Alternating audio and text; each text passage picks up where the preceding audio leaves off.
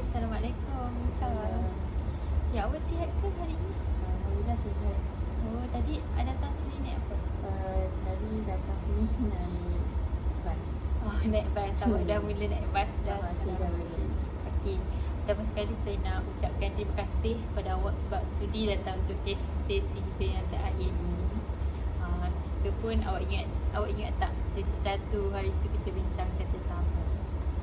Ingat masa sesi satu tu kita bincang Perkenalan. Lepas tu saya ada sentuh sikit isu boros. Betul. Tapi masa tu tak bincang lagi. Betul. Sesi 1 kita dah berkenalan, kita dah rapat, saya dah kenal Mika. Mika ni anak ketiga daripada 4 orang adik-beradik. Ada 2 orang abang dan seorang adik perempuan. Dan lepas tu Mika pun ada cerita yang biasanya Mika akan ke kelas naik private. Betul. Dan juga Mika ada satu habit yang bila mana saya tanya hobi, Mika cakap hobi Mika tu ialah shopping ataupun boros lah Mika katakan, dan ia merupakan satu bad habit untuk Mika. Okay. Sesi 2 kita dah teroka dengan lebih dalam masalah Mika, dan saya pun dah tahu yang ianya datang tabiat boros ni bukan sebab Mika saya saja, tapi dia sebab perasaan rasa kosong, rasa tekanan dengan kawan, tekanan dengan assignment. Betul. Lepas tu Mika rasa benda tu memberi kesan lah kat Mika kan. Sebabnya sampai ada satu tahap Mika perlu meminjam duit kawan sebabkan duit dah habis sebab berbelanja. Tapi Mika tak nak, Mika terpaksa pinjam kawan sebab Mika tak nak menyusahkan kedua ibu bapa Mika. Sebabnya yelah kan, ibu bapa Mika pun nak menanggung adik Mika lagi. Okay. Ingat tak masa sesi 2 saya ada bagi homework kat Mika? Ingat kan? Iaitu Mika perlu fikirkan langkah kecil untuk mengurus emosi Mika selain daripada shopping ataupun belanja. Okay, jadi hari ni kita akan teruskan dengan perbincangan sesi 3 kita. Tapi macam mana kita tahu, sebelum kita mulakan sesi, saya perlu ingatkan satu etika dalam sesi kaunseling kita, iaitu etika kerahsiaan. Okay, etika kerahsiaan ni berfungsi untuk menjaga isu-isu dan juga masalah di dalam sesi kaunseling kita, yang mana apa saja isu yang akan kita bincangkan, yang akan kita kupas, takkan dibawa keluar. Jadi Mika tak perlu risau. Mudah kata, apa yang kita cerita di sini akan habis di sini. Okay, kalau macam tu, dalam sesi lepas Mika pun dah sedar bahawa berbelanja ni bukan sekadar tentang duit, tapi dia tentang untuk Mika menenangkan diri daripada rasa stres. Jadi hari ni saya nak kita sama-sama teroka pilihan yang iaitu homework yang telah Mika buat bagi sesi lepas.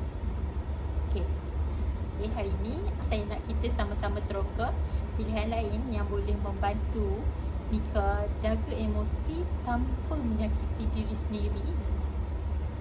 Dan saya nak tanya Mika okey ke kalau kita mula? Boleh. Saya pun memang nak berubah. Saya tak nak terperangkap dalam masalah ni. Okay, saya faham tu. Saya nampak yang Mika ni, saya hargai sangat yang Mika ni jujur dan juga bersedia untuk berubah. Sebab tu merupakan satu langkah yang besar dalam hidup kita yang kita ambil. Dan itu juga saya nampak ada kekuatan yang penting dalam diri Mika ni. Okay, boleh tak kalau kita fikir balik, selain shopping, pernah tak ada perkara-perkara lain yang Mika buat yang boleh membuatkan Mika rasa lega selain daripada shopping? Kadang-kadang tu saya dengar lagu. Saya dengar muzik bila saya stres. Muzik tu nampaknya macam membantu Mika menenangkan perasaan. Ya, tapi itulah saya jarang buat sebab saya lebih fikirkan shopping lebih bagus untuk hilangkan stres saya. Okey. Kalaulah Mika bayangkan satu malam di mana Mika rasa kosong masa tu, Mika rasa stres seperti biasa kan, apa satu perkara kecil yang Mika rasa Mika mampu buat selain daripada shopping? Mungkin saya boleh tulis kot. Saya boleh tulis ataupun saya dengar lagu sebelum saya rasa macam nak shopping. Mika nampak tak? Pilihan tu datang daripada diri Mika sendiri. Sekarang ni Mika dah cuba untuk pilih cara yang lebih menjaga diri selain daripada shopping. Okey, apa yang Mika rasa akan berubah dalam diri kalau Mika berjaya untuk lakukan perkara itu? Semestinya bila saya rasa saya boleh keluar dari masalah ni, mesti saya akan rasa bangga dengan diri saya sebab saya dah dapat terangkat dalam masalah ni. Kalaulah Mika nak tahu kan, perasaan bangga ni merupakan satu keperluan yang perlu ada dalam diri kita sebagai seorang manusia. Iaitu bila kita bangga, kita akan menghargai diri kita sendiri. Dan dia bila Mika buat benda tu, dia akan mendatangkan perasaan lega yang long term.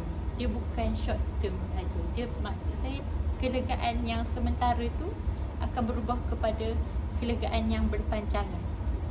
Okey, jadi sekarang ni macam mana awak lihat kat tangan saya ada satu kertas yang mana kita akan buat satu aktiviti ringkas. Okay. Aktiviti ringkas ni dia bertujuan untuk kita kenal pasti, kita sama-sama nak kenal pasti emosi dan juga keperluan sebenar yang awak nak. Okay, jadi sekarang ni saya ada satu kertas. Saya nak awak bahagikan kertas ni kepada 3 bahagian. Awak boleh lipat ataupun awak nak garis saja pun boleh. 3 bahagian? Ya, 3 bahagian.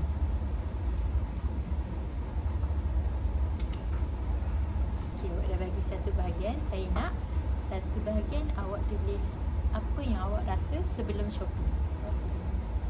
Sebelum shopping.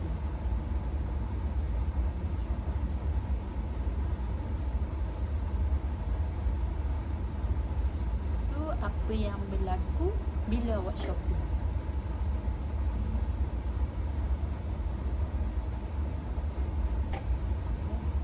Okay. Dan yang terakhir ni, apa pilihan lain yang boleh menjaga diri awak daripada awak berbelanja?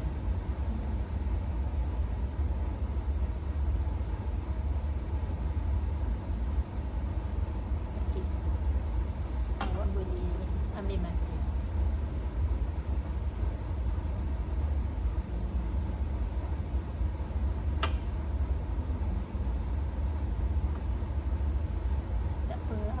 Sebanyak mana masa kau fikir.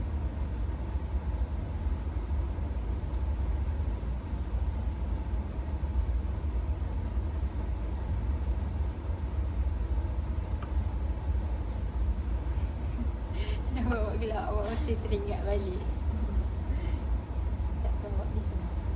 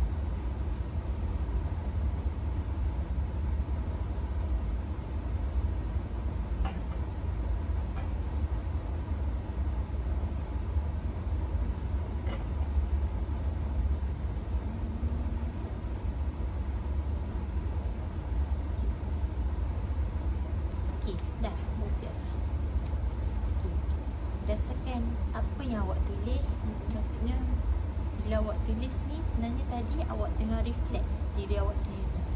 Betul. Masa sebelum shopping awak tengah ingat balik, reflect balik apa yang awak rasa sebelum shopping.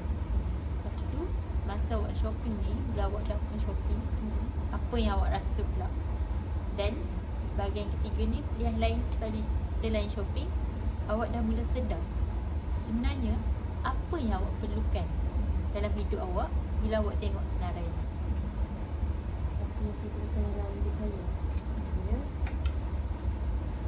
Bila awak tengok senarai yang awak tulis daripada refleksi awak, Yang saya perlukan, saya rasa saya perlu ketenangan.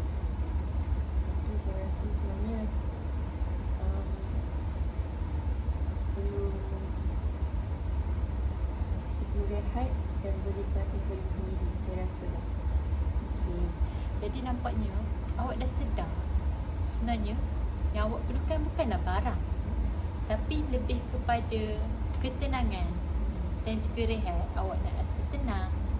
Dan daripada pembelian barang-barang ni, shopping ni, dia datangkan keterangan, tapi hanyalah sementara. Yang awak perlukan sekarang ni adalah ketenangan dalam jangka masa yang panjang. Nak tak kalau kita jadikan perkara ni, iaitu menulis dan mendengar muzik ni, merupakan satu janji kepada diri Mika. Mika nak tak? Ataupun nak apa satu perkara yang Mika nak cuba atau Mika sanggup cuba untuk minggu ni? Mungkin saya berfikir lah, saya rasa macam nak tanam satu macam dalam diri saya. Contohnya saya rasa macam saya nak tahan diri saya selama 24 jam sebelum shopping. Bagi saya dengan cara Mika tunggu 24 jam sebelum shopping tu, dia akan beri ruang kepada diri Mika untuk macam mana, untuk berfikir dan dengar emosi Mika dahulu, daripada kalau kita fikir balik masa sesi satu dulu. Bila Mika stres je, Mika akan terus shopping, kan? Jadi sekarang Mika membuat pilihan untuk bila Mika stres, Mika akan tunggu dulu, tahan dulu 24 jam, biar emosi Mika tu tendang dulu, baru Mika akan buat perkara yang sepatutnya. Okey. Saya nak tanya, dari skala 1 sampai 10 kan, sejauh mana awak rasa awak akan buat perkara yang dijanjikan ni? Mungkin 7 atau 8. 7 atau 8 tu tinggi tau. Kenapa Mika tak letakkan 3 ataupun 4? Sebab sendiri saya memang dah penat dan saya dekat untuk berubah.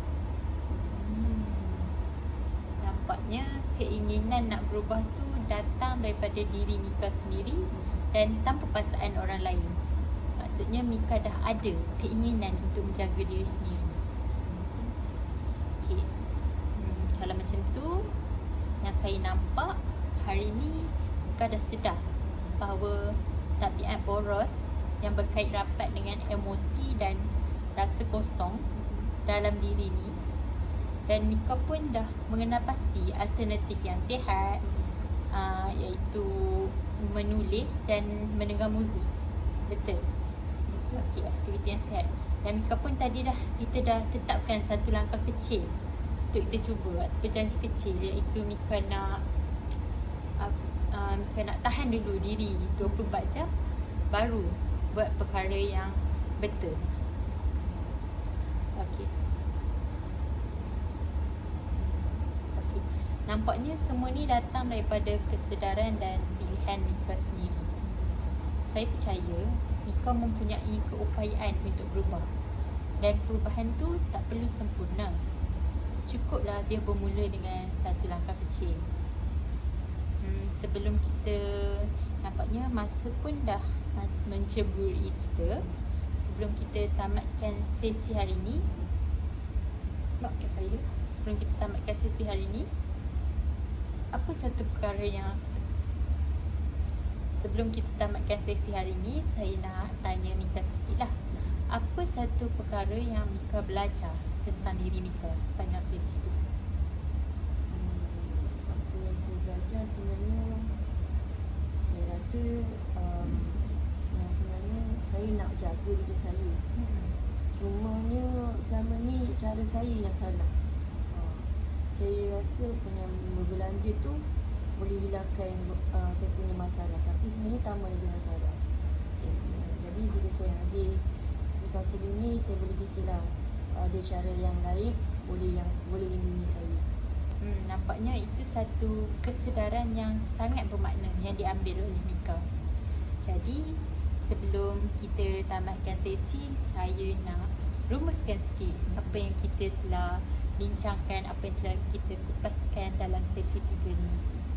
Okey, sesi 3 ni Mika dah tetapkan matlamat ataupun langkah kecil, iaitu Mika dah daripada bershopping, Mika akan tukar dengan menulis dan juga mendengar muzik. Dan Mika pun dah cakap tadi, Mika dah buat pun satu janji kecil. Bila Mika rasa kosong, bila Mika rasa stres waktu malam tu, Mika takkan terus shopping. Mika akan tunggu dulu 24 jam, barulah Mika dapat berfikir secara realistik. Mika, makna kata dalam masa 24 jam tu, Mika tendangkan emosi Mika dan Mika menerima perasaan Mika dengan sepenuhnya daripada bershopping. Betul. Jadi Mika pun dah sedar bahawa Mika pun dah belajar yang sebenarnya selama ni Mika nak jaga diri Mika. Sebab itulah Mika shopping. Tapi bila shopping tu merupakan cara yang salah, sebab duit Mika habis dengan cara shopping tu. Sebab itulah Mika nak tukar dengan cara menulis dan juga mendengar muzik. Okey. Jadi saya nak ucapkan berbanyak-banyak terima kasih sebab dah jujur dan terbuka dalam sesi kita hari ini. Okey, kita pun dah tamat sesi kita sebanyak 3 sesi. Mika saya suka kalau saya tamatkan. Saya selesai. Okey. Jadi saya nak bagi tahu Mika, walaupun kita dah tamat 3 sesi ni, tapi jika Mika ada sebarang masalah ataupun kebimbangan, Mika, pintu bilik saya ni sentiasa terbuka. Mika boleh datang bila-bila masa sahaja yang Mika perlukan saya, dan saya sentiasa ada untuk Mika. Terima kasih. Saya nak ucapkan terima kasih